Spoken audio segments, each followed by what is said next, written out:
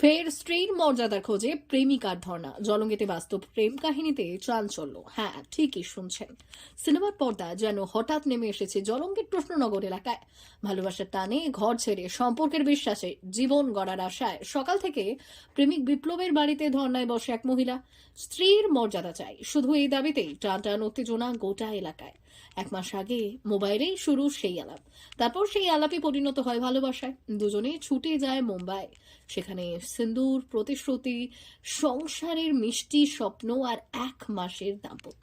ফিরে এসে বদলে গেল সবকিছু। বিপ্লব জানিয়ে দিলেন আর স্ত্রী হিসেবে স্বীকার তিনি করবেন না। অথচ মহিলা নিজের প্রথম সংসার, স্বামীর সন্তান সবকিছু পেছনে ফেলে এসেছেন এই মানুষটার হাত ধরে। তাই আজ চোখ ভেজা প্রত্যাশা নিয়ে একটাই প্রশ্ন তার, যদি স্ত্রী হিসেবেই মানতে না চান তবে আমার যাওয়ার পথ কোথায়? ভালোবাসার দোলা থেকে ছিটকে পড়ে তিনি যেন দাঁড়িয়ে আছেন এক অদৃশ্য শূন্যতার কিনারায়।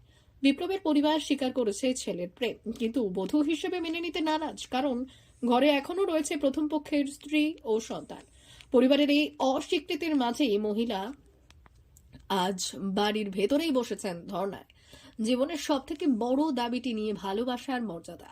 এখন সকলের মনে একটাই প্রশ্ন, এই বাস্তব প্রেম কাহিনী কি শেষ পর্যন্ত পরিণতি পাবে, নাকি স্ত্রীর মর্যাদার খোঁজে ধর্নায় বসে থাকা এই প্রেমিকার আপনার বিয়ে হয়েছিল আগে, তাই তো? হ্যাঁ হয়েছিল। সংসার ছিল আগে? হ্যাঁ ছিল। সেই সংসার ছেড়ে এখানে এসেছেন? হ্যাঁ।